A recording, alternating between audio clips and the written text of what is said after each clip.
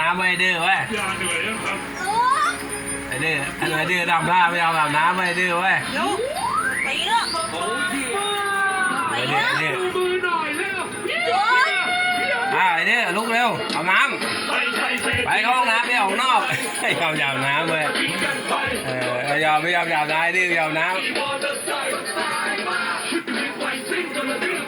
ไปอาบน้ำเลย